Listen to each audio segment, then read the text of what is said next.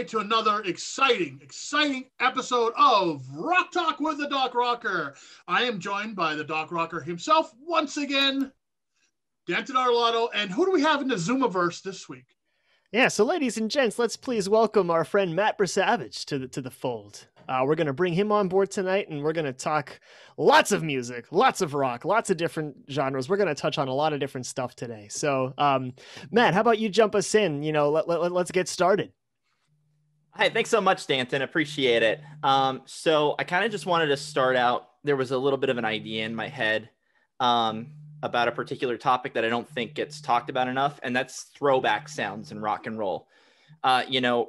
Rock and roll is considered a very diverse genre of music with lots of offshoots, but a lot of people don't know where some of the origins of rock and roll come from and where artists pull from, particularly in that beginning era. So the first actual mainstream use of the term rock and roll came after a song that was put out in 1922 by Trixie Smith. And that song was called My Man Rocks Me with One Steady Roll. Very, very bluesy, very provocative, something that wasn't normal in that time period. And it kind of just took on this life of its own to kind of mean something provocative against the grain, something that had some hard hitting moves to it. And rock and roll really didn't come into prominence until probably the early 1950s, when we're talking about a band. Much later. Yeah. We're talking like Bill Haley and the Comets are probably one of the most prominent bands to come out of there with his song, Rock Around the Clock, and some other assorted hits that he had. So it's really one of those things where it kind of took on a meaning of its own. And that song from back in 1922, this blues song, really just set the tone for what kind of thing rock and roll actually is, because it's more than just a sound. It's an attitude too. Yeah, it's a culture. It really is. There's a whole culture to it. And that stems, a lot of our show, we focus so much on heavy metal and a lot of the different subgenres therein, but you can kind of trace a lot of that back to rock and roll as well, where like there's this whole established culture across not only the artists, but also the consumers too, the audience, the people that are buying the records and promoting it and going to the shows, I think fondly to that distant memory of going to shows and seeing live performances. And yeah, it's going to be cool to talk roots, and a big buzzword that Matt just gave. This is going to kind of bend the lines a little bit between rock talk and teacher talk, I think, where it's going to be kind of educational on some of the origins of these styles and where they come from. But a big buzzword that Matt touched on is blues. So many of these different genres have their roots in blues music, and that's going to be something that keeps coming back over and over and over again with the things we talk about. And it's kind of funny. Like, it wasn't like someday in the mid 1950s, we woke up and said, okay, now there's this new genre of music called rock and roll. It kind of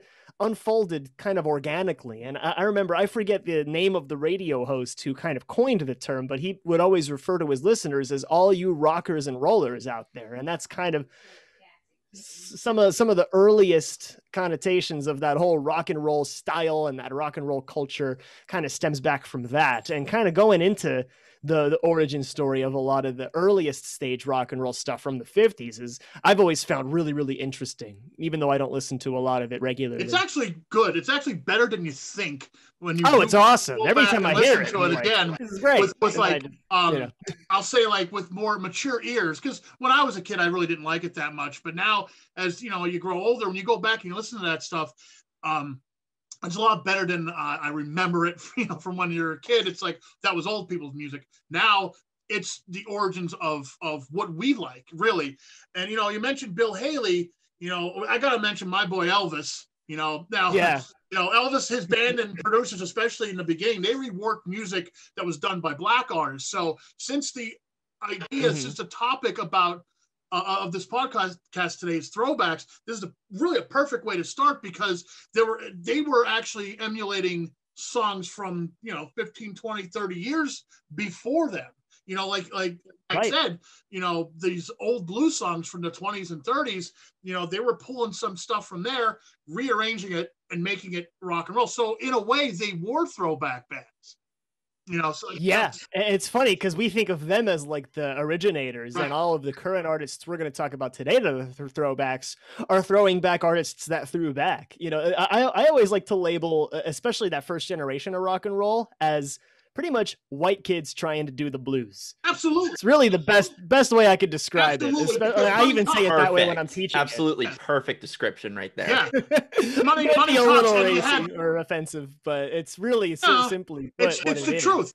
You had producers that understood that this music done by Black artists wasn't going to get radio play, as much radio play as if Elvis did it, you know, and just reworked, you know, music that was popular back, you know, years ago. He just reworked it and fed it to mainstream America. You know, these producers knew what they were doing. They knew that's where the money was, because unfortunately back then there was still segregation going on. There were still, I mean, racism going on, and people people weren't going to listen to a Black artist playing, you know, these songs, but they'll listen to a white man, you know, shake his hips and sing the same stuff. Yeah. It's definitely a dicey piece of history to look at, but no less a fascinating one. Absolutely. But I can't say that I'm sad that Elvis existed. I can't say, you know, because I mean, Elvis is the king, man.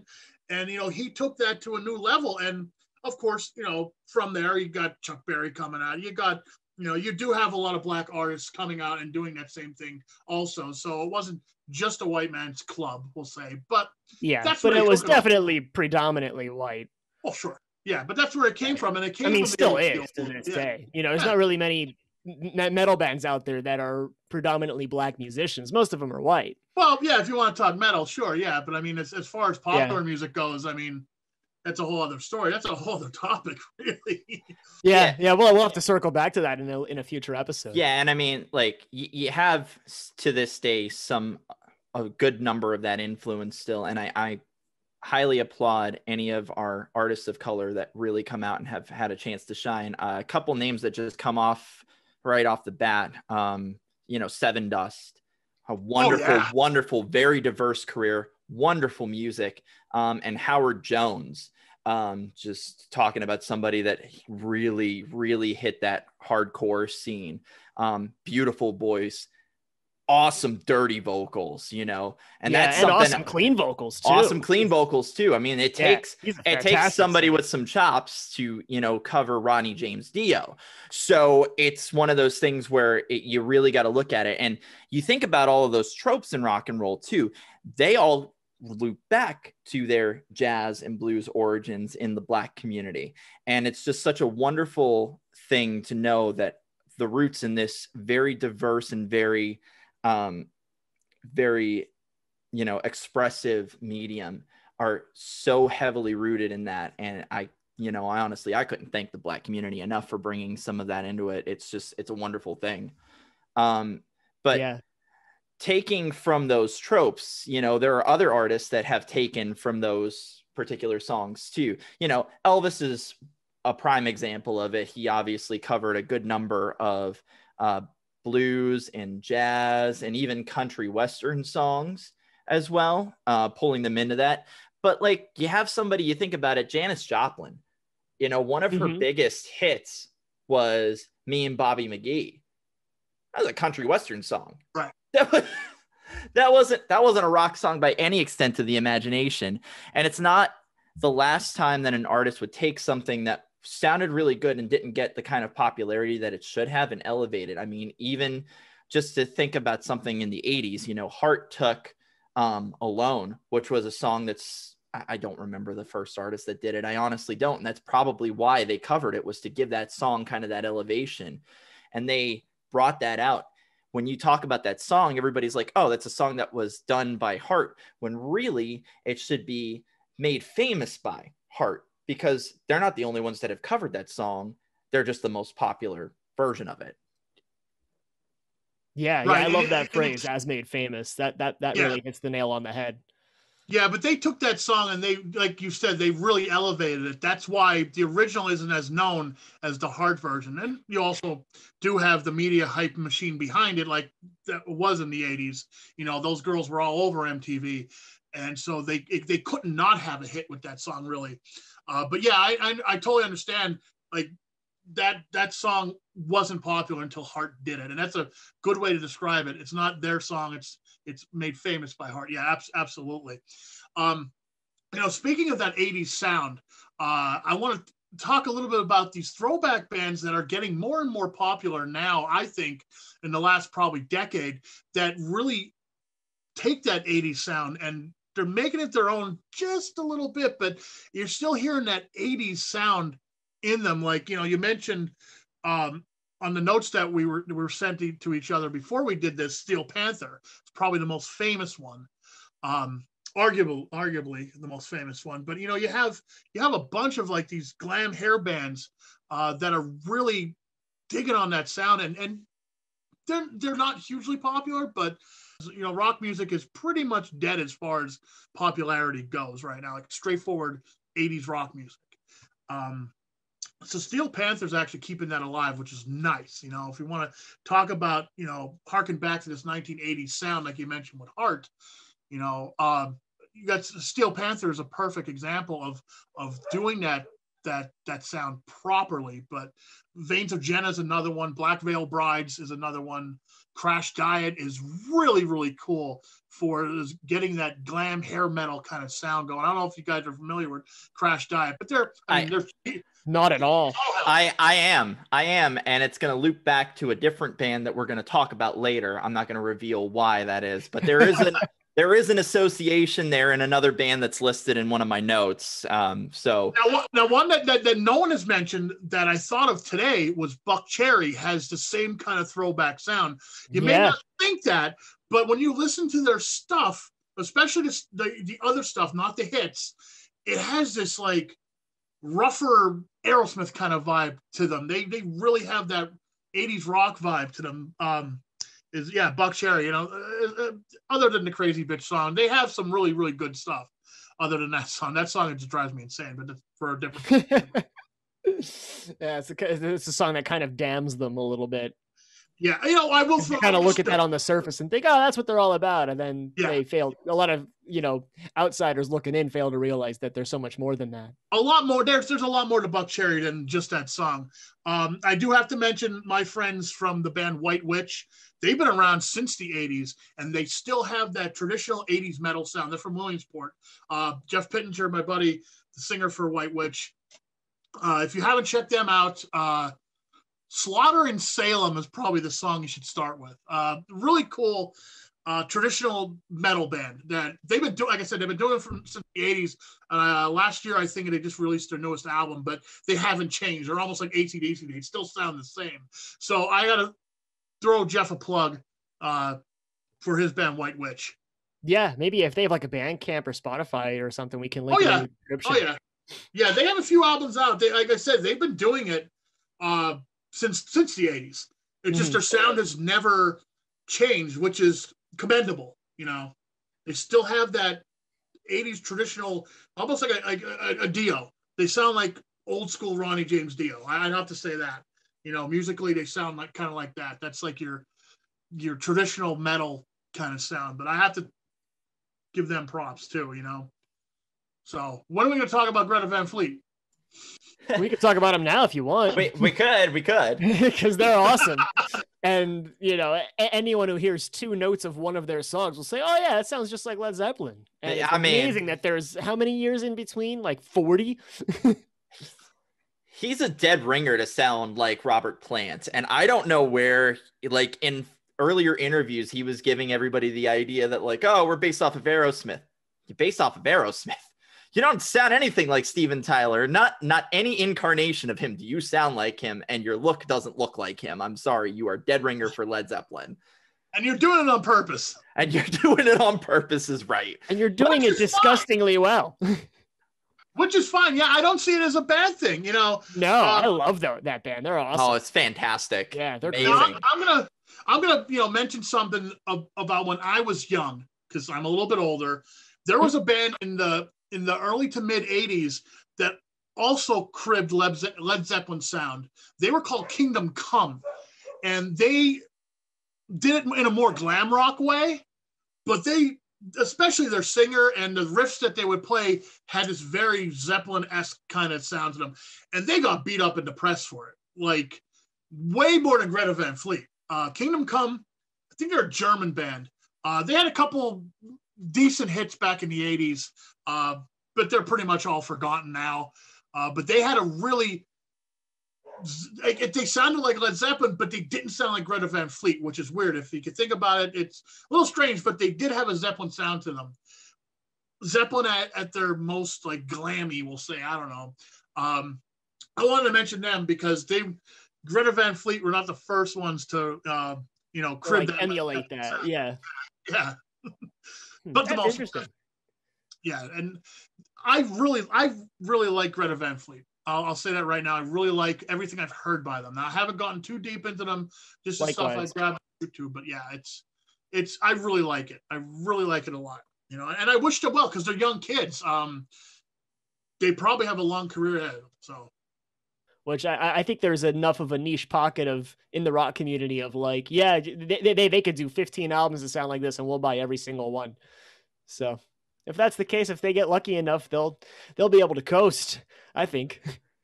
Yeah. There's a couple other bands I want to mention. Like you call it Greta Van Fleet a Led Zeppelin clone. There's a couple other bands I want to mention that are 70s rock clones, we'll say. Well, that band that you gave me a few weeks ago, Cryptic Vision, they're a Kansas clone, I'd say. They're probably totally Kansas sound, totally. That you can get. So if anyone's interested in hearing more Kansas and not have it be Kansas, I would recommend something by Cryptic Vision. Or even like some of the 80s prog stuff too. They kind of blend a couple different things. Sure, yeah. So, but and they're a much younger generation band, and they have that real old school sound, and that's what I really like about them. Yeah, saying they're a Kansas clone may be a little harsh, but they really harken back to that 70s. Great way to start. Yeah, Kansas. What I say, Kansas and Yes had a baby. Yes, and that is a good description. Right. Yeah, that's real good. Yeah, they're a good band, though, man. Another band I want to mention that you guys probably never heard of, or unless you hung out with me, is a band called Chevy from Canada, way up there in St. John's, Newfoundland, Canada. My boys from Chevy. I do. I know them. Yes. All right. I love those guys. They sound like Black Sabbath. Ren, the original drummer. We talk once in a while on Facebook. Great guy. The whole band's really cool. And man, do they sound like Sabbath. They got that down. If you like Sabbathy stoner rock, man, that's where it's at. Chevy is probably one of the best. Oh, 100%. I'm glad someone else knows about Chevy. Excellent. All right. Just listening to Electric Sheep today, just to kind of remind myself. Man, such a great album. And that song actually popped up on file sharing sites like Napster when it was first recorded, and it was mislabeled as an unreleased Black Sabbath track. Now, anyone who listens to the lyrics knows it wasn't. It was Chevy because they talk about cyberspace and stuff like that. But a lot of people said oh, this is a unreleased Black Sabbath track. And that's one of the reasons why they got kind of popular at the end of the 90s, early 2000s is because of that track. Electric Sleep is that's Chevy at their most Sabbathy. Say that 5 times fast. It's such a great song. Speaking of stoner rock, I mean, that whole genre of music is pretty much throwback. Like that whole genre is just about being a throwback band and having that throwback sound. I mean, some of them only use vintage equipment, and some of them still record on analog equipment. And I mean, well, Chevy, they released one album on vinyl and cassette only, which drove me nuts. I bought a record player just to get crazy. That's crazy. Sleep is another one that they use a lot of vintage equipment. Caius from the early 90s, and Pottsville's own Crowbot. We can't forget to mention Crowbot. Yes, Crowbot. Fantastic band. Absolutely. So great bunch of guys. I've had the pleasure of meeting Chris and Brandon a couple of times. And just that sound, especially off of that first album, Something Supernatural. Mm-hmm. Ooh, Oh, it's so good. It's Spaceborne Killer, man. Not even the one on the album. The demo. The demo. Yes. Yes. Yes. The demo. Yes. It's fantastic. Yeah. And this new album that they have out, Mother Brain, it goes right back to it. It's so rich, and he has such a nice little growl to his voice now. It's a little bit more gravelly. It gives it some more weight. It's fantastic. Love it. Love the sound too. Yeah, you know, that sound that they have, like the only way to describe it is Sabbathy. You know, if no one knows what stoner rock or desert rock or even like, you know, doom metal means, you just say Black Sabbath Volume 4 or Black Sabbath, you know, in general, and then you'll get the idea. Okay, that's what this is going to sound like, and that's the only way I could describe it. Next band on my list, I gotta mention when we're talking about stoner, is Clutch. You know, a lot of people may not think about Clutch, but they adopted more of like a blues metal throwback sound. Because I saw Clutch open for Iron Maiden in 1999, and I thought they sucked. I wrote them off. I'm like, really? I can't stand That's really interesting. But as I start to listen to their later albums, okay, here, perfect example. Listen to Electric Worry, the song Electric Worry. That's what Clutch sounds like now. Electric Worry, I mean, it's partially a cover song of a Muddy Waters song, but they make it their own. They From Beale Street to Oblivion is like a blues metal album, man. It's so good. And they just kind of took that sound that I think they kind of made that sound prominent in Blast Tyrant, their album, a couple albums before that, up until like their newest album, Book of Bad Decisions.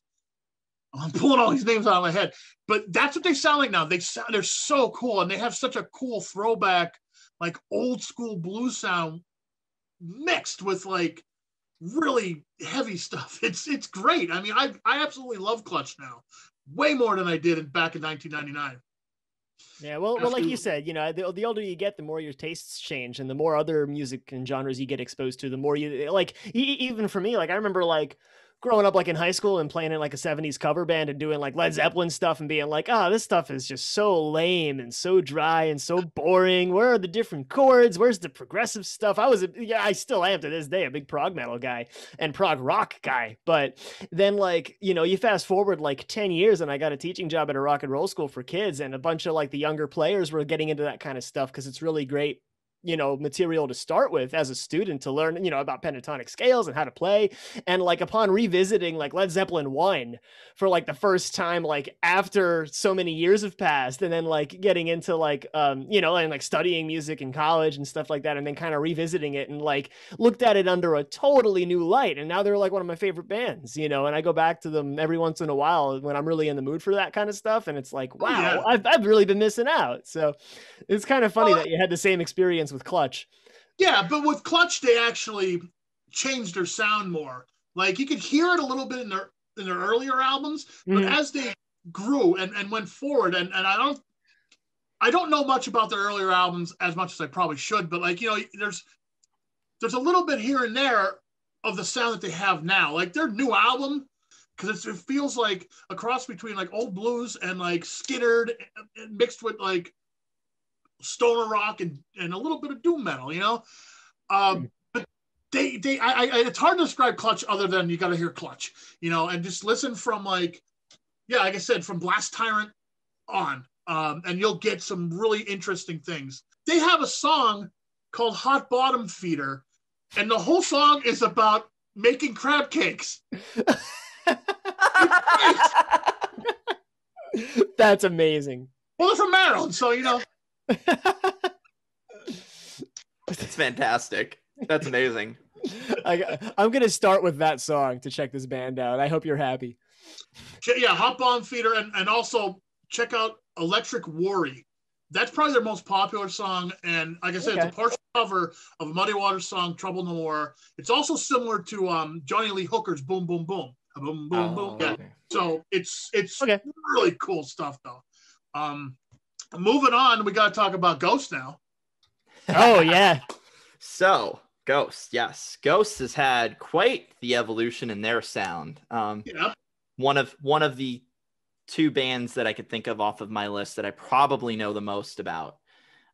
So looping back to Crash Diet, Tobias Forge, the mastermind behind Ghost, was actually a member of Crash Diet early on in its formation. Yeah, really, he was part of their formation back in 1996. Yeah, so he was part of that, and then he moved on to a band called Subvision, which was very kind of 90s pop rock type of deal.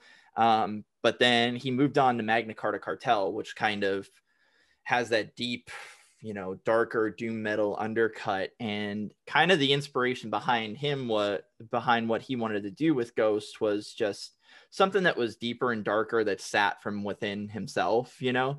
And he's always talked about having an affinity for the sound of the 1960s and the 1970s. He's always had an affinity for Black Sabbath and some of those earlier sounds from the 1960s, like Iron Butterfly as well. So you kind of hear that in the first album that they put out, which was Opus Eponymous, right? A lot of those 1960s and early 70s tropes with a lot of the organ and the twangy guitars almost. And then going back to the stoner rock, their follow-up album, Infestissimum, which was one of their first major releases in the US under Ghost BC because of some legal. There was another band called Ghost. Yeah. This band constantly in some sort of legal dispute, right? So they put out this album that was so incredibly like psychedelic rock. Like you listen to songs like Goulet Zombie Queen, and you listen to Secular Haze, and you can just hear kind of like, you can like see colors and kaleidoscopes morphing while you're listening to it. It's like you're getting a contact high off of the stuff that they're writing. And then there was a bit of a departure from that. There's still highlights of it in their third album, Meliora, but not to the extent that it is in the other albums. There's some callbacks to it for sure. Like they still have the organ and they still have a lot of other things going on in there, but there's like interspersed just different highlights from like the 60s, the 70s, and the 80s, which is when he grew up. He grew up in the 80s, right? Listening to that type of music. So Meliora is really kind of a beast of its own. It's something that's kind of like, it's the most revered out of their albums, I would have to say, because it has the hits. Like it has Cerise, which took the Grammy the year that it was put up for it. It has, you know, Pinnacle to the Pit. And I'm trying to think of the other one that was really, really super duper popular. Oh, the one that they play in concerts a lot, Absolution, is really, really good too. But it's just your deep set doom metal. And then finally you go to Perkel, which is what they put out this year. And this is discounting all of their EPs too, which had some pretty big hits, which I'll have to loop back to that one. You know, Perkel having a very 1980s sound to it. Right from the get-go with Rats and Dance Macabre. Now, those two songs that you mentioned give me really, really, really strong Blue Oyster Cult vibes. Yes. That whenever I want to describe Ghost to somebody, I'm like, they're not as heavy as you think. They look scary. But, man, it reminds me of, like, if you listen to, like, Don't Fear the Reaper, Burning for You, Astronomy, and other songs by Blue Oyster Cult that are slipping my mind right now, I could hear Ghost covering any of those songs and doing it well. That's what I get from them, especially like 1980s Blue Oyster Cult. Like you said, like Rats and the other song they released. Dance Macabre, yeah. Yeah, there you go, Dance Macabre. That reminds me of what Blue Oyster Cult was doing in the 80s when I was, you know, growing up in the 80s. That's what BLC sounded like. Really sounded like them. That's, to me, that's what Ghost gives me, is the Blue Oyster Cult vibe. That's how I can describe it to people.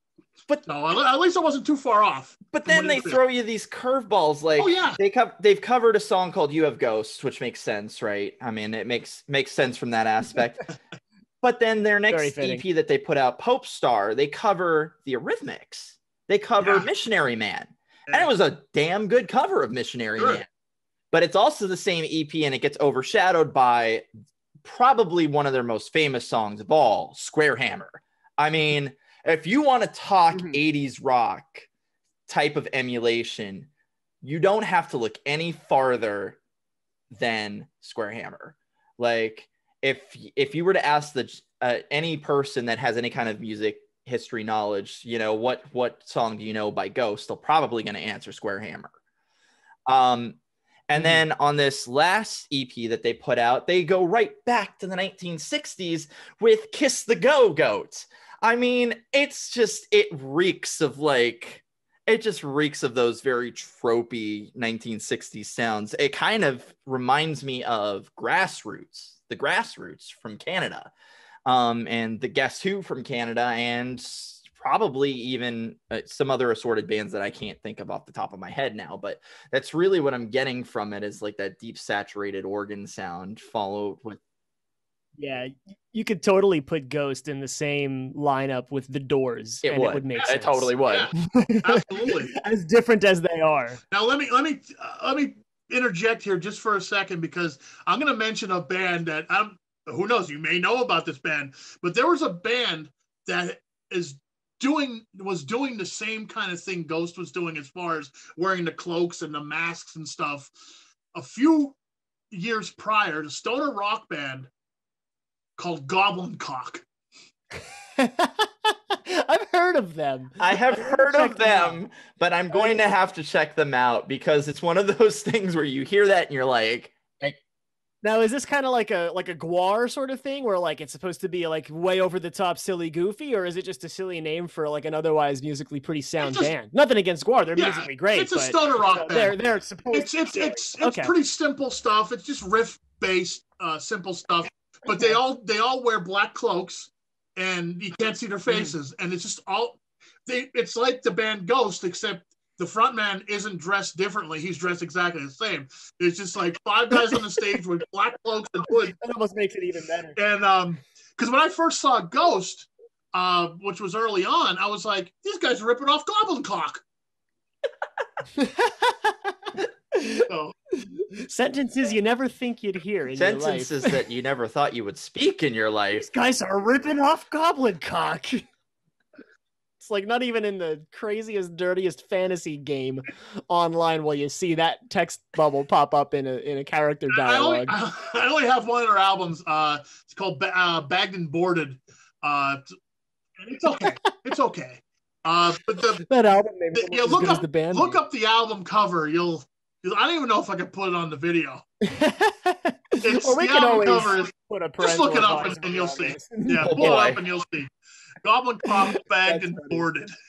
Oh boy. I'm ever curious. And if you know what, if I do put it up on the video when it ends up on YouTube, I may have to censor part of the cover. Oh no, you don't want to get takedown on that one, buddy. No. Exactly. It's not like anyone watches this thing, but you never know. We'll leave it to the audience to find it for themselves, if they're willing to delve the depths. Okay, next on the list, let's move to Mumford and Sons. Let's talk about the whole Americana thing. That was like a huge thing a few years ago. This Americana folk kind of throwback thing. Mumford and Sons, they give me like the warm fuzzies. Like when I'm feeling really down, I need something to pick me up. I probably listen to them. I listened to them more in my early 20s. Probably than I do now, but every once in a while I'll revisit, Little Lion Man or I'll Wait for You, which is kind of where they're starting to go into more of the pop genre type of deal. But they haven't strayed they really have not strayed too far from what their initial sound was. I mean, Little Lion Man just has such an amazing tone to it, and watching the way that they, knowing how they perform that song with that original lineup. Where he's kicking that kick drum while he's playing, it's just, you're like, what would even possess you to try to do that? Like, why would you? Yeah. Why would it makes you question the thought process? Like, how did he even come up with that idea of how to perform it like that? Why would you do it that way? Yeah. But I mean, I'm sure there's an interesting story to it. You just have that fabulous folk sound, very reminiscent of Buffalo Springfield and Crosby, Stills, Nash and Young, obviously with a little bit of an Irish twang to it, with a bro to it, but you could still hear that. But I challenge you to think that that's not really the first time that we kind of heard that sound become popular. If you really think about the way that the progressions are in that that very famous Blind Melon song. Okay. If you think about it, with the little bee girl. If you really, really think about it, because you can hear it in your head now that I said it, right? If you think about it, could that not have just been something that sounded very akin to Neil Young's Southern Man in that type of progression? Like that sound has in the American culture just been ingrained in us as something that kind of like reminds us that it's something that we can say it's very distinctly us. So I feel like a lot of people harken back to that sound, and that's why probably one of the big reasons why that song took off. That no rain. No rain. I think for a second. So but that band, most of their stuff didn't sound like No Rain. No, it didn't. It's almost like, when I mention like a band like Extreme, people think of Morden Wards. When you mention Blind Melon, they think of No Rain. They don't think really of Tons of Home or some other song by them. But that band was more of an alt rock band than anything. But No Rain was the song that people know. So yeah, I mean that is definitely similar to this Americana folk thing, and it would fit very, very perfectly in that whole Americana thing that happened in the beginning of the 2000s and stuff. Like you say, Mumford and Sons is probably the one that I go to. The Lumineers, even that band, too, that kind of sound. Which I really, at one point in my life, I really dug a lot of that stuff, but because a lot of it reminded me of Celtic rock music, which I got really into in the early 2000s. But I'm talking, I'm like early Celtic rock stuff, like Silly Wizard was probably the biggest one in Celtic rock, and that's not even a household name. But Sons of Maxwell, I'll give them a thumbs up. Stuff like that is really close to Mumford and Sons, but not as. It didn't have that Americana sound, but it had a Celtic folk sound. Yeah, a little bit different. And that kind of brings up the does an artist have a specific trope to them? Are they going for a full throwback sound, or are they just doing a one-off because they think it sounds really good? Blind Melon, we could probably write that off as it sounded really good to him, and maybe the producers thought, we might have something with this, so they put it out. But then you have bands like Chainsmokers and Of Monsters and Men who have that very folk sound to them. That's part of their identity as a band almost, and they do very well because they also execute it very well too.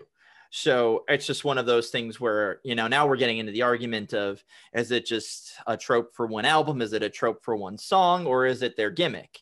And that's probably something that we'll look into just a little bit further down. I don't know how much time.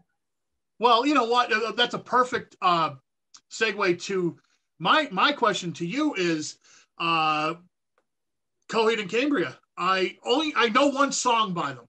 I know "Welcome Home." It's the only song that anybody knows. It's the song. That is such a cry of shame because they are. I don't know why. I never had a chance to really dig into their library. Just that song, and I know the singer was doing a few covers recently with some other musicians, which I was like, wow, man, I like this. He did Anthem by Rush. They finally covered Rush. They get all these comparisons to Rush, and they finally covered Rush. And it was damn good. I think it was fantastic, but I know nothing about the band, so educate me, please.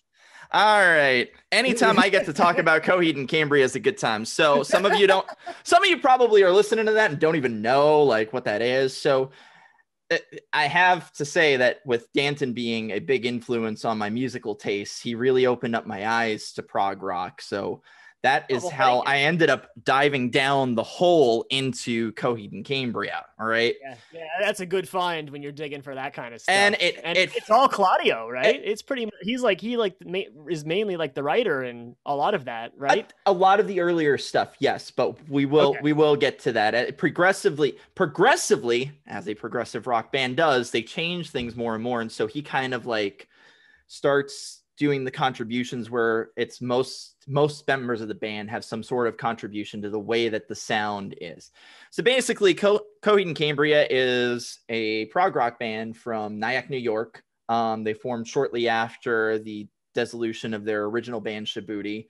4 members to it, so they're a quartet, but they have some some other artists come in and help them out with certain things. For instance, the drummer also does a lot of the opening piano work for all of their albums. So the majority of the intros that you hear in those albums, like the song Second Stage Turbine Blade from Second Stage, the Ring and Return from In Keeping Secrets of Silent Earth 3, and the prologue from their latest album, Vaxis 1 on Heavenly Creatures. The piano work that you hear in that is Josh Eppert, the drummer, who is... I like that. I'm all right with that. Hey, let me tell you, like this band... And people say drummers aren't musicians. Listen, we won't get into this because it actually loops into another drummer who actually is related to another drummer. This is like six degrees of Kevin Bacon here, okay? Because we'll go later on to it, because, you know, some of the contributing artists, like there was a point where Josh was not in the band, and so they needed a drummer. They got Chris Penny from Dillinger Escape Plan, but he was still contractually obliged to Dillinger Escape Plan. They had an album to record and they had no drummer, so Taylor Hawkins from the Foo Fighters played drums on the album No World for Tomorrow, and of course he's related to a very famous drummer turned singer, Dave Grohl. So it's pretty crazy, like how some of these relationships go on in these bands. But But anyway, so Coheed and Cambria, they put out quite a number of albums. I think we're at 9 now. We're at 9 albums. Yeah, they have a pretty extensive discography. There's a lot of content there to check out, and it's a really fun rabbit hole to fall down. And each and every one of their albums just has some sort of different sound to it. Like Second Stage Turbine Played is probably the most post-hardcore out of any of their albums. It's a very distinct sound. It's very industrial. It's not polished, which is probably why it's, and I'm going to get a lot of flack for this from many fans out there, but it's one of the albums that I listen to the least because it's not as polished, and you can definitely tell that they're a little green yet. You know what I mean? So you get to this nice post-hardcore sound harkening back to the early 2000s, which was kind of the thing that was going on then anyway, you know. But then you go to In Keeping Secrets, and it's just this amalgamation of, it just transcends genre. Like there is no distinct sound that you can point to and go, In Keeping Secrets. Yeah, there's about 5 or 6 that all go into a blender. In Keeping Secrets sounds like this, including a Rush tribute at the very end of the album with 2113 instead of 2112. So cool. I didn't know any of this. Yeah. So it's, Jeff, you got to check it out. They're really cool. I will. Absolutely will. So then we go to, oh man, and here comes the start of the really, really long album titles. Good Apollo, I'm Burning Star 4, Volume 1, From Fear Through the Eyes of Madness. That is the album that everybody pretty much knows because it's the album with Welcome Home on it, because everybody knows that one. Yeah. And if that album is so much more than Welcome Home, that's probably my favorite album. If you don't know Welcome Home, then you know Favor House Atlantic off of In Keeping Secrets, which I just mentioned, because thank you, Fuse, for putting out a really funny music video in the early 2000s with that. But you know, a very dark turn with that. A lot of emotional baggage behind that, which we do not have time to illustrate that, but it's very, and it gets pretty it is a very heavy album, very akin to Pink Floyd. Wow. Think about that whole album. When you listen to it, it's a trip. Go right to the end. Go to the last 5 songs. It's called The Willing Well, and it's considered a suite. They're meant to be heard together, even though they're separate tracks. And if you listen to them, particularly the very last track, you tell me that you can't hear Pink Floyd in that, and I will just be completely floored, because it's amazing. It's a real trip. The follow-up album, which was when a lot of the band trouble started to happen, you could hear it in the vocals, you could hear it in the music, you could tell that there's some tension. And it's No World for Tomorrow, and they really did think like this was going to be the last album. This is it. This band doesn't go any further than this album, I don't think. But they managed to pull it out. Very Southern rock sounding. A lot of Southern rock tropes. Big recommendation from that one is Gravemakers and Gunslingers. Super heavy, but you can hear the Southern rock type of I'll have to check that. I don't know that album at all. I'll have to check that out. That sounds It's really actually the interesting. one that they were going to do the anniversary tour for before, you know, the human malware happened in, you know, early January. So trying to, you know, state what it is without stating what it is, right? Their follow-up album, Year of the Black Rainbow, which part of what I've been trying to outline was the sound of it, but there's an overarching story in all of these albums talking about Coheed and Cambria, who in the grand scheme of things are very minor characters in the story, and their son Claudio, who's kind of like the savior of this universe that they've built around.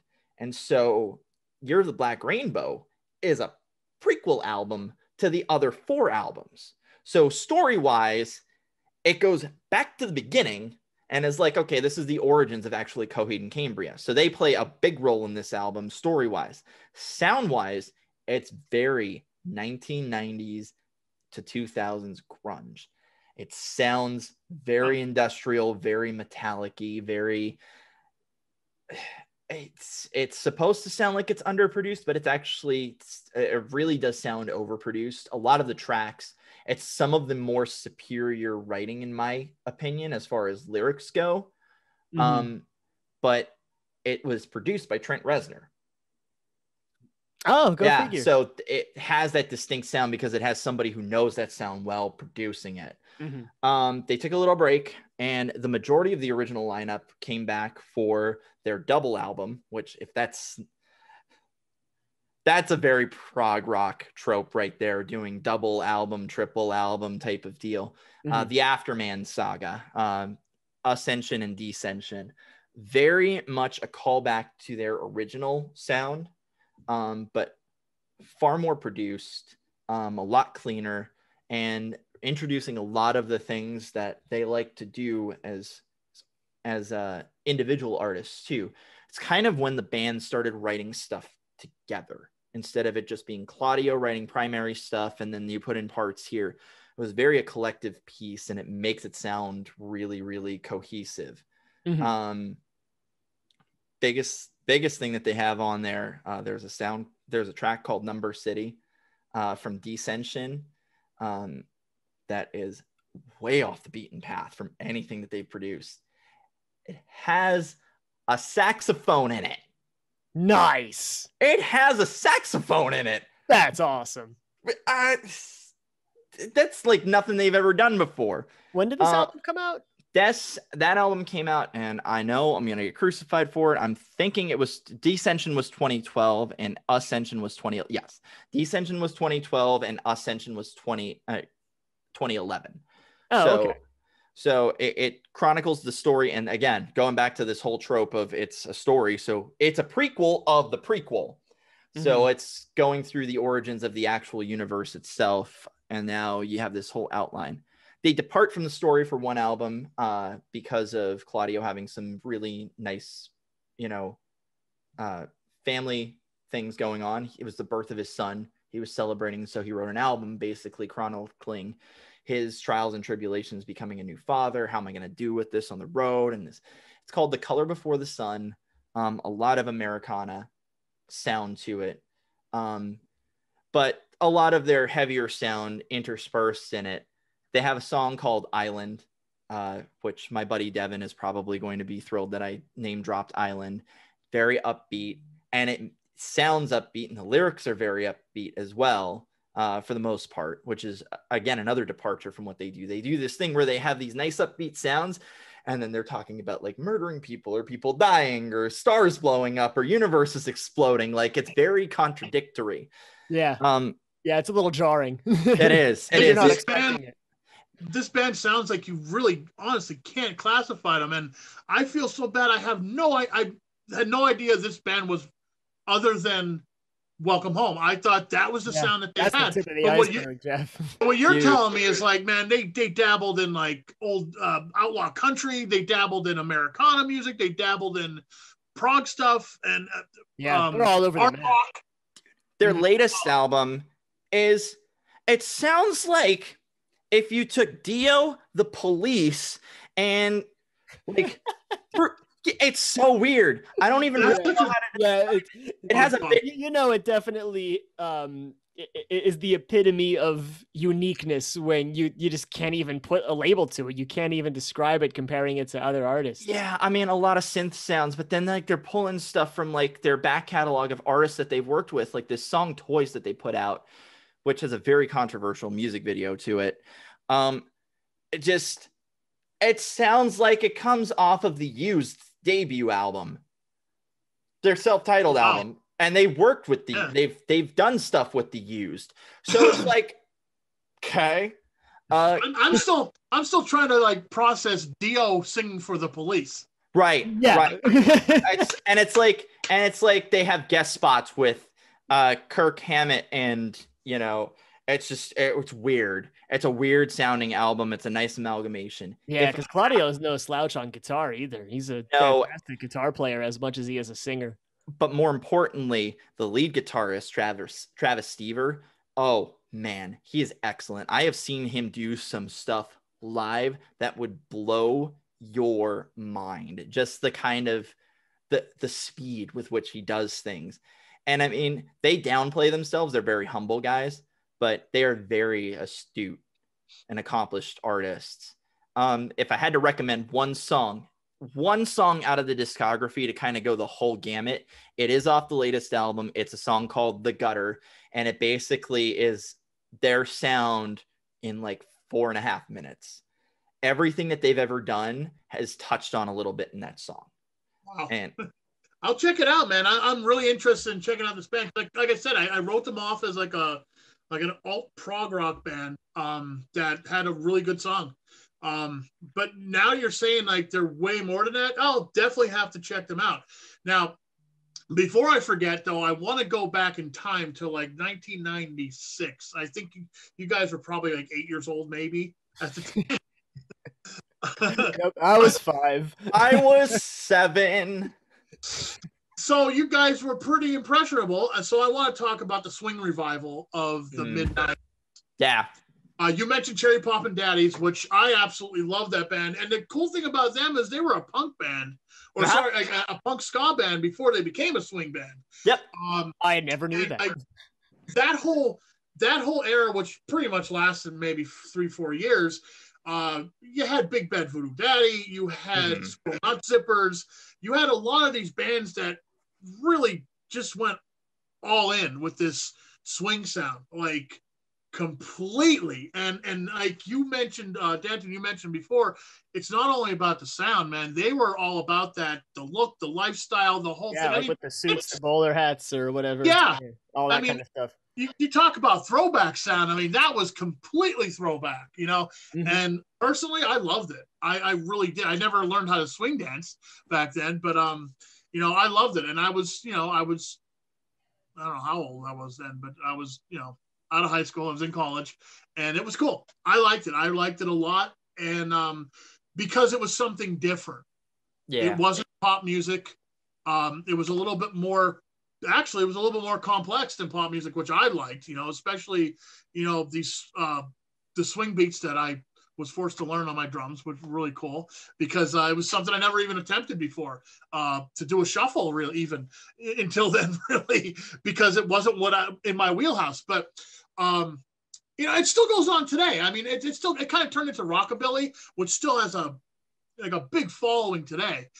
There's conventions all over the place, but that, as far as like throwback stuff, that's the biggest throwback that there was, because they completely, nothing was modern about that. It was completely. Yeah, they actively tried to recreate something of old, and they did it. Brian Setzer. Well. I got to mention Brian Setzer too. Originally the Stray Cats. Now the Stray Cats, they were around since 1979, but he got like a new revival when the swing thing hit back in like 90, 95, 96, somewhere around there. Yeah. Brian Setzer got a big revival from that. And I love it. I love the look. I love the sound. I can listen to swing music. Yeah, it's cool. It is. It's cool. It's groovy, Betty. Groovy. Yeah. Well, that kind of vintage sound too. There was one other band that I thought of that's listed in the notes too, that kind of really spoke to me when you're talking about, swing big band revival. It's a band that sort of played with tropes early on in their career and deviated from it, and now it's just one guy doing it. I mean, it's Panic at the Disco. I mean, for all intents and purposes, Panic at the Disco is a one-man band now. I mean, he's basically an artist with a touring band that he keeps very close to him. But think about how their sound evolved too. You know, started out with that very cabaret-esque sound, which reaches the 1920s and 1930s as well. Then they did that little departure into the 60s with Pretty Odd, not one of my favorite albums, but then revisited like the cabaret, but also swing as well with Vices and Virtues. And then once everybody was gone, everybody else was gone, it was just him. He has, you know, too Rare to Live, Too Young to Die, something like, I forget what the exact title of it is. It has Miss Jackson on it, and Girls, Girls, Boys, which has sort of this electronic funk sound to it. But then Death of a Bachelor, half that album is like a big band.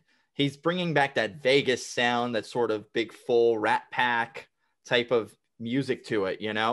Yeah, and once again, it's musically really sound. Like it doesn't come off as just like a kind of surface level cliche. Like it really, you know, like the way the horns are all harmonized and the way it's all written, it's really, really. I remember I had a student a couple of years ago that wanted to learn to sing that song when I was teaching voice, and I remember like just listen, because I of course didn't know it. I'm not really big into these guys, but so I was like, well, all right, well, let's sit down and listen to it. And I remember like just being totally floored by like watching the music video and hearing this like really, really robust, like you said, Vegas style kind of thing. And I was like, wow, Panic at the Disco does stuff like this? This is nuts. And the singing was great, and the music was great, and it was super fun to explore. And we spent like a month on that song until he could finally do parts of it, you know, and it was something else, man. It was really cool.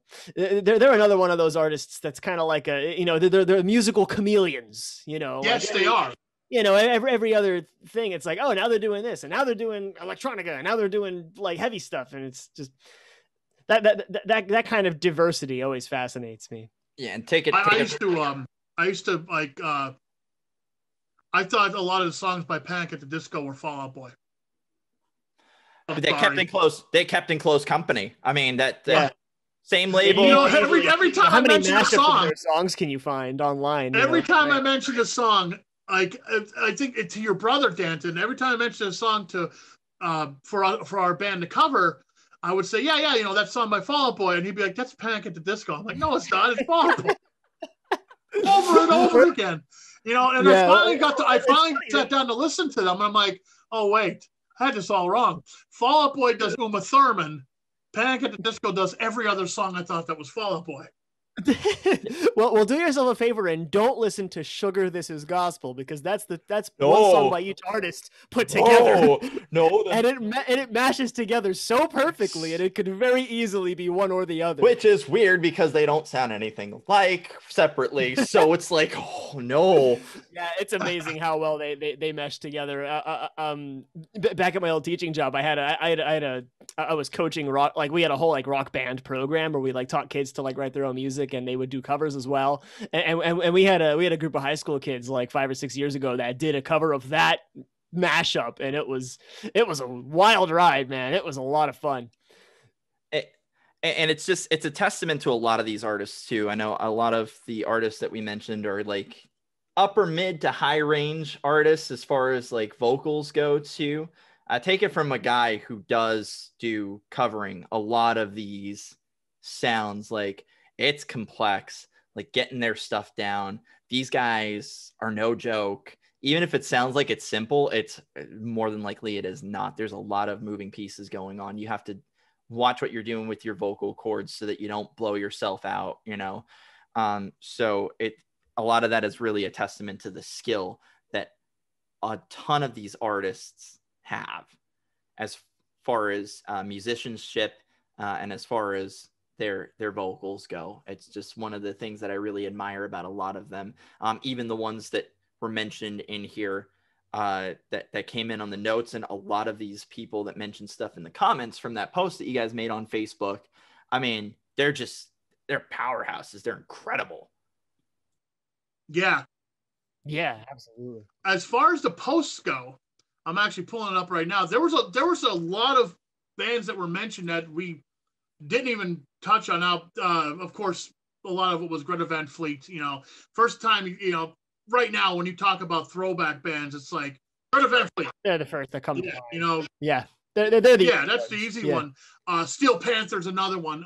Like they really do that '80s glam rock thing perfectly. I personally like Crash Diet better, but Steel Panther, they're dirty and nasty and fun to listen to. They have a song about 2020, which I'm not even going to read the lyrics because the lyrics are so vulgar. It's called FU 2020, I believe. Yeah, I have a friend that was in the music video, right. so it was pretty. Oh yeah, that's cool. That's awesome. Yeah, she was in the music video, so it was pretty cool experience. Yeah, that's a fun song.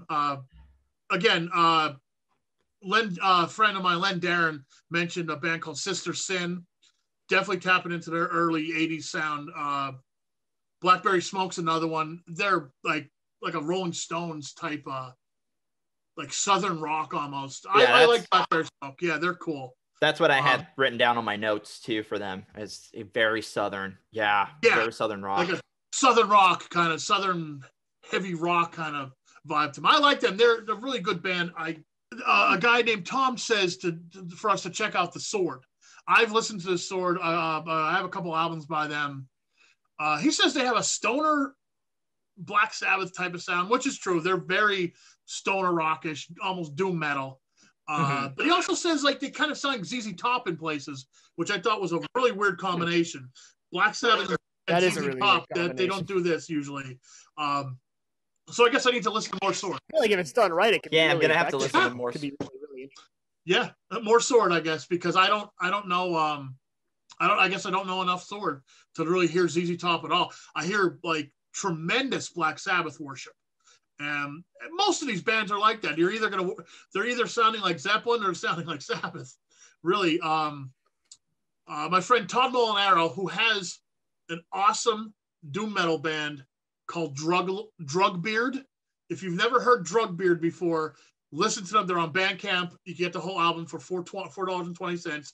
Todd Molinaro suggests we should listen to Gigax. The band's called Gigax. They're like a Thin Lizzy type band. They're really, really cool. They're named after the guy who invented Dungeons and Dragons, Gary Gygax. Oh, yeah, nice. But Gygax is a great throwback band. I mean, they have a really, really cool Thin Lizzy type, like hard rock 70s sound to them. And I cannot forget the band with my favorite name right now, Church of the Cosmic Skull. You haven't heard them? They're great. They're like is a great song. They're like a weird amalgamation of like the Fifth Dimension meets Kansas meets. Oh, it's so cool. It's such a cool. I don't want to say gimmick, but it's a gimmick. Like, I mean, really, that's what it is. It's so cool. And the way that they like form their like archetypes with the way that they frame their videos and everything. Oh, it's so good. It's such good storytelling. The videos is part of it. It's part of that whole look, but they're not heavy, but they got some really, really, really sweet harmonies, and like just the music is really cool. And there's a lot of like organ-based stuff too, a lot of Hammond organ in that. It's cool. It's really cool. As far as throwback sounds, man. Oh, yeah, see, you even commented, yes. I did. I was so excited. I was so excited. When did these guys come out? Like, when's their debut? I don't know, man. They've been around for a couple years, at least, yeah. Huh. Never heard of them. Yeah, they're like it's like an internet thing, man. It's like, they're just weird, man. They have really neat videos, though. I don't even remember how I found them. It was one of those traveled down the YouTube rabbit hole the one night, and there they were. Actually, the drummer from Chevy, Rennie Squires, I think he was the one who first posted it. And I was like, oh, this is cool, because I'd never heard it before, but it looked odd. And, I just have this thing about people that look like they're from the 70s, the mustache and all. It's cool. It's cool stuff. I just definitely have to check them out. Just had a random thought. this band just popped into my head for some reason, because I noticed that we didn't mention anything throwing back to the actual 50s sound, right? Right. Twin Temple. Have you ever heard of Twin Temple? No, Okay. I have not. Okay, Twin Temple is this duet that their shtick is they sing in like 1950s era music, like very doo-wop based, and very like their slower music is sultry. It's all like, one of their big songs is Satan's a Woman. Satan is a woman. I pull it up right now. Here it is. Yeah. It's weird. It's so weird. Like, I'm just like, you're unironically doing doo-wop in the 2000s. Like, okay. Well, hey, why not? I'll mention a band I've mentioned on the podcast before. You're talking doo-wop and 50s sound. I got to talk about the gothabilly band that I really love, Ghoul Town. Ghoul Town is such a cool band. It's like a cross between like old school outlaw country and rockabilly. It's really, and a little bit of punk thrown in there too. Ghoul Town is fantastic. I Am the Night. Check that song out. Thumbs up for Ghoul Town. They got a really neat kind of weird West vibe to them. While we're talking about kind of weird stuff like that, the only way to describe it is gothabilly rock punk. That's with a dash of pepper. Superb. Yeah, fantastic. And the singer, Lyle, is a cryptozoologist who goes around the country hunting for Bigfoots and Yetis and bog monsters and Mothman and stuff like that. So it's great, man. I love Ghoul Town, man. I've been trying to get him on my other podcast about the paranormal, but he's too busy right now. So yeah, sounds like it's right up your alley with that stuff. Well, he wrote me back though, so which is cool. He told me, he's like, "Look, I can't do it right now." So but at least he wrote. Yeah, especially in 2020, he's probably got a lot of ghosts to chase. I don't chase ghosts. No, just monsters. Like. Oh, okay. Yeah, not ghosts. I don't know if he believes in ghosts. Not sure. I did maybe. I mean, he probably does. Yeah. What the hell? Why not? Hey, it's 2020. Nothing would surprise. You're right. It's 2020. Nothing would surprise me. But yeah. The aliens aren't letting us in. I'll tell you that right now.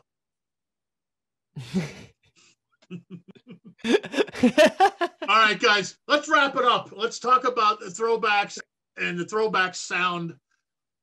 Wrap it up for me. Kind of digging back into what we were talking about, the diverse history of rock and roll, the number of genres that you can pull from within the genre. Like, it's a genre within a genre. So many other sounds that you could pull from, and so many sounds that you think are distinctly within some sort of decade or some sort of time period. A lot of artists harken back to those sounds, and probably not just from a marketability standpoint either, but most likely because it's sounds that they grew up with. It's sounds that they find pleasing, and it's something that helps express themselves too. And I think that's kind of the main sticking point about rock and roll, is that it's not just one particular sound, it is an attitude. And very much these artists, a good number of them are, I am the way that I am, and I'm proud to represent myself that way. And if you don't like it, screw you. As essentially that type of, it's there if you want it. If you don't want it, that's fine. But you don't have to listen to it if you don't want it. It doesn't necessarily care about making the money. It's about making music that connects with people. And that's what a good number of these artists are. And maybe that's why, some people consider it a dying genre, because it doesn't care what you think. People in that genre do not care what you think of their sound. They're making the music that they like to make. They're making it for the people that like that type of music. And so that's just the way that it is. If you don't like it, you don't have to listen to it. Yeah. Whether it's the door. Yeah, whether it's throwback or not throwback, whether they're having a real modern sound or whether they harken back to, the 1980s or 70s hard rock, they're doing what they want to do because they want to do it. And that's that. That's the perfect way to describe it. And that's I think what I love about a lot of these throwback bands, especially in that stoner rock vibe, is that they wear that right here on their sleeve. They're like, damn right, I'm all about 1973 and Black Sabbath Volume 4, because that's when music was the best. And I could really get behind that, and that's why a lot of what I like is that, I like stoner rock because of that vibe it gives you. It gives you that old school vibe. Danton? Yeah, guys, I would say both of you hit the nail on the head with that. It is a perfect description of all of the things we're talking about. You know, a really big word for me with this stuff, and not just me, anybody, is identity, right? You know, and it really comes as no surprise to me that there are so many of these different artists that, I mean, I've never heard of, but so many of these different artists that harken back to all these different genres and kind of find these unique ways to put them all in a blender and combine them in various ways. It's all about influence. And, you know, and as Matt said, with that idea of, you know, kind of latching on to some particular style or genre because you grew up with it, and finding a way to creatively recycle that into a new context is just, it's a big part of what makes this whole giant umbrella of rock and roll so great, is because you can really, it's, you know, I always think, you know, like watching those like cooking shows, like with all like the head chefs that are like mixing all these crazy different ingredients that would never normally come together, but then making these amazing dishes. That's exactly what's happening in music. And just the fact that there are an infinite number of possible permutations and combinations and expositions, and just like all of these different elements can come together in an absolutely endless array of various ways, is just part of what makes it so beautiful to me, you know. And like and you know, and anyone that says that rock music is dead clearly doesn't know anything about rock music, because it's very much alive. It's just not in the forefront. It's not in the mainstream. It's underground, because the artists that are doing it are only doing it because they want to express themselves that way.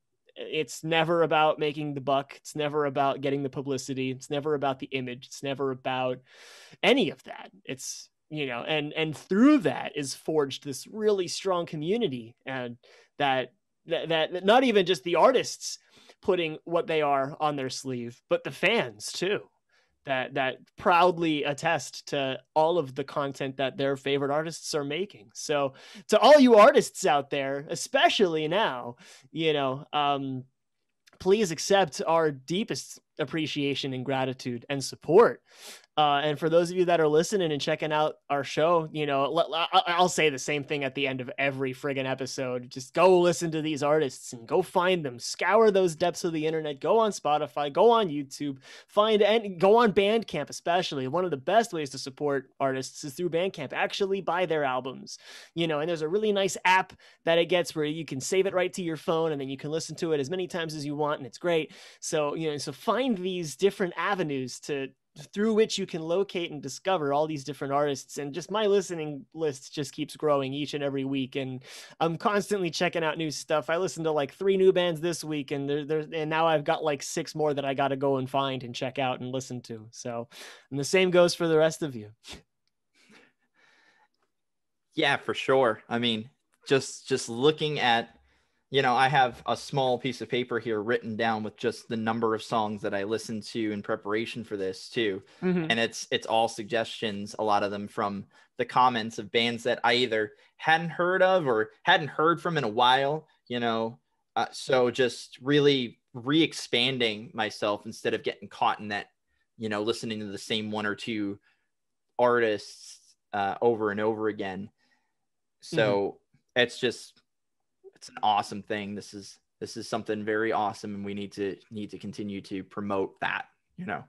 Yeah, it's a big part of our mission here with the show, is just to put stuff out there and get people exposed to all this content that's out there.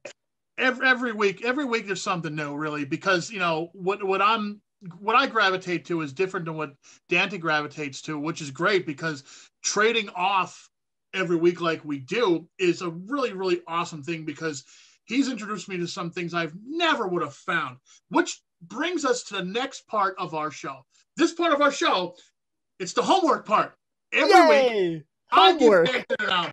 Homework can be fun in rock and roll. And every week, Dante gives me an album. So this week, since we talked about power metal last week, I gave Danton another one of my favorite power metal albums, which was by the band Camelot. The album was called Karma. And Danton gave me an instrumental album called Soften the Glare, Making Faces. Now, this is a side project by the bass player from Mudvayne? Yes. Right? Okay. Well, if you want to go first, go ahead.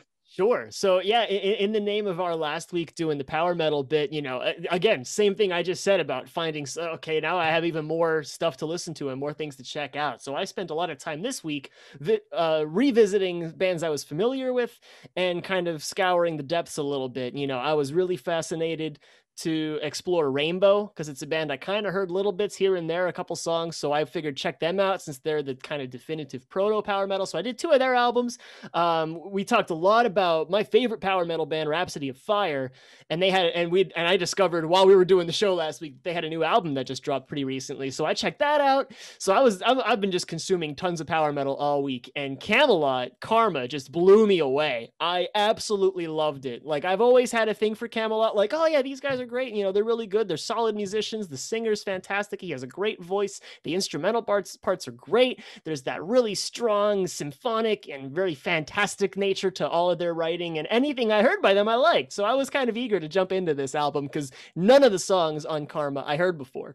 And it was like pretty much almost every track made me go, oh, and that face when you hear something that's really, really cool, and just like, and just how well the singer enunciates and dictates all of his text. Like I didn't have to like look up the lyrics and read along. I'm able to get a lot of the stories on the first impression, which is hard for me because I'm like beyond ADD with that stuff. I'm like, oh, the guitars are, there's this string synths in the background and there's piano and then what's the drummer doing? Like I'm always about everything all the time, and I tend to miss a lot of the lyrics a lot of the times. But this album spoke to me in every musical aspect, and I am kicking myself even harder in the ass for not checking out more of Camelot's albums cover to cover, because it's always been like hear a song here or there and like, oh wow, those guys are really good. Oh wow, that's really cool stuff. I should check them out, and I never do. It's the greatest sin to rock and roll is just to not listen to it. So I enjoyed it. I had a lot of fun with it. I'm definitely going to revisit it, but I'm probably first and foremost going to hit some of their other stuff first. So Jeff, if you want to assign any other stuff like that, give me other recommendations because you know the band a lot better than I do. So I'd be curious to hear your feedback and input. But I mean, I'm eventually going to do their whole discography. No doubt about it. They're great. Most of it is good. Most of it's really, really excellent stuff. Even when it's not like as fantastic as Karma, it's still pretty good. They're really solid. The next album after that, Epica, is just as good, if not better, I'd say. Okay. But Karma's a fantastic album. Personally, my favorite track off of Karma is the title track. I just love that. Yeah, same. At the beginning, those couple little notes he plays in the beginning. Yeah, that's like it's an all-in-one package. It has everything you could want from a power metal song by a power metal band. I also like the version I found on Spotify. I don't know if this is the actual album or if it was some kind of special edition or something, but they had the slow little kind of bard track. I forget the name of it, but they had the whole thing rewritten in French. Oh wow! At the end, so after like the little 3-part epic that closed the album, there was here's the earlier song from the album, but it's in French, and like just he's singing everything in fluent French, and it's beautiful, and it was like, oh wow, that sounds even better in another language than it did in English. It was he's a fantastic vocalist. Roy Khan, his name is. Oh, beautiful, fantastic beautiful vocalist. voice. He has another band called Conception, which he was in before Camelot and after Camelot. Now I get it. Yeah, they just released a new album. Actually, Conception did. Yeah, he went back to his original band after he left Camelot. Oh God, it's probably almost 10 years ago now, if not more. And he went back to his original band, and they just released an album, I think, a year or two ago. It's pretty good. Conception's older stuff is better. It's not really power metal though. It's more just like heavy metal. It's still good stuff. I'm glad he enjoyed the album. I do have more power metal for you, whatever if you want. I loved it. I can think of a couple. I'm trying to think of a power metal album that's like Karma, because Karma is like every song is different on that. It's not just straightforward fast power metal. Yeah, it had a lot of variety, which I enjoyed too. Yeah, there's a lot of variety to Camelot, which is great, because I know again, like it could get power metal can get boring if everything is at breakneck speed for like the entire album. Yeah. So Yeah, it definitely it paced itself very, very well, and it, like the whole time listening to it, I actually just more so got angry with myself of why don't I listen to power metal all the time? It's the best, and I just never I keep getting distracted by other styles, and then like months go by that I don't listen to anything that's power metal, and then every time I every time I go to Rhapsody, this time when I went to Camelot, it's like why don't I listen to this stuff more often? It is so good. So you'd listen to it again. Thumbs up for Camelot Karma. Oh, right? yeah. 10 out of 10. Easy. All right. Excellent. Now, I was assigned Soften the Glare, Making Faces. Yes. This instrumental album, okay? It's a groovy jazz heavy rock fusion album. And it is cool. What I liked about it was each tune was different. Like it had a different mood and groove to it. The songs are short enough that they don't overstay their welcome either. That was another thing. The whole album is. I was worried like this was gonna be like long and drawn out, and no, man, it was like, once you're done with it, once it gets to the point where it's like, okay, the song should end, it ends, and then you're on to something completely different. Like every song on this album had a different groove, and everything felt fresh. That's a pretty astounding feat to do for a lead bass written set of compositions, because that's what this album is. It's lead bass. A lot of bass playing. It's lead bass. Yeah, that's the guitar playing is great too. I think it's just but there's no like shredding solos. It's all bass, man. So I say if you like hooky prog rock jazz fusion instrumental albums, this one is for you. I really enjoyed it. It's great for background music too. Like this is something like you put on when you're doing work. And that's what I did like all week. I had it on when I was editing video and stuff. I really enjoyed it. Now, see, I don't really like Mudvayne, but I like this. Yeah, a lot. I figured maybe I need to give Mudvayne another chance because Yeah, Ryan Martini's probably my favorite bass player. He's really, really good, man. And I don't know how much of that showed. He just has a unique playing style. He even plays with like his own unique tuning, I'm pretty sure. And he's just got a whole, like, he just really crafted and cultivated his own sound. And I think that goes to 11 with Soften the Glare. And it was cool. We were talking about them last week when I gave you the assignment, and I found out that they just put another album out. Oh, yeah. And so I listened to that. So I listened to that, and it was really, really. Did you listen to it? Yeah. Oh, okay.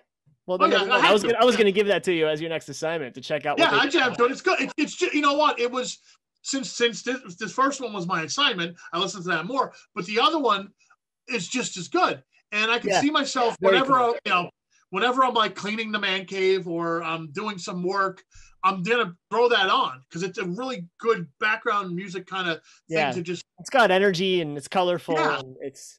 And like you said, it changes frequently enough that it never gets boring. The standout tracks were like pretty much most of the album, but there's four I'm going to mention. Mission Possible, excellent. March of the Cephalopods is great. Yep, that's probably my favorite. Funk Lady and What Chandra Sees are the ones I keep on going back to.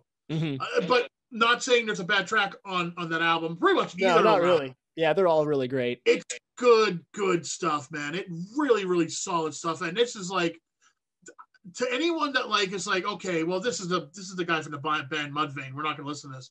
Don't let that like steer you away from this album. It's fantastic, and it doesn't sound anything like Mudvayne. That might be why you think it's a metal album, judging your tastes. It's not a new metal album. That's what I'm trying to say. It's not a new metal album at all. It's a great, couldn't be further from funky prog rock jazz fusion awesomeness album. I love it. I thought it was great, and I'm not a huge fan of most instrumental stuff. I get bored with it. I don't hear vocals, but this one kept my interest because, like I said, the songs aren't overly long, and once they're done, and it's on to something completely new.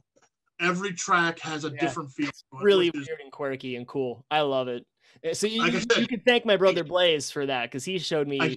He showed a lot of us these guys because he was a big Mudvayne fan back in the day, and I sent him a text today about it. Oh, nice. Yeah. It was funny. I'm surprised he didn't know that the new album was out because I texted him. I was like, yo, why didn't you tell me that they put a new album out? And he said, wait, what? And, it's like, dude, you got to listen to it. It's great. And, oh, man. So, yeah, it's good stuff. I'm glad you like it. Well, you know what? hey man, like I said, it was great. Anyone I think that likes any kind of instrumental prog rock should check it out. So we're done here. Wrap it up for us, buddy. Cool.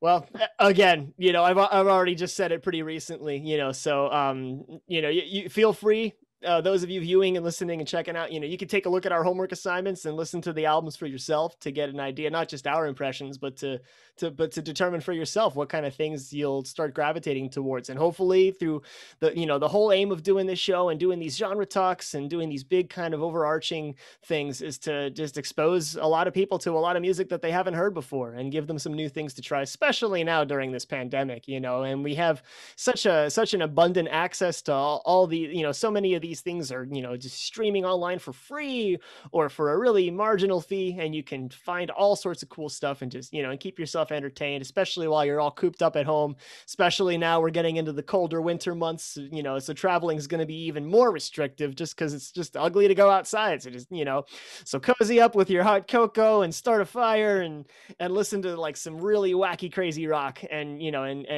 take these artists, like for me, like with Coheed, I've heard a couple things here and there that I really like. So like I have this whole giant open world of new music by them I want to go check out that I'm really, really eager to do this week in my listening. So Matt, thank you so much for jumping on with us as our guest and sharing your knowledge and your insights and, a lot of really cool music, man. Thank you. It's been a blast. And I expected nothing less. It's been great.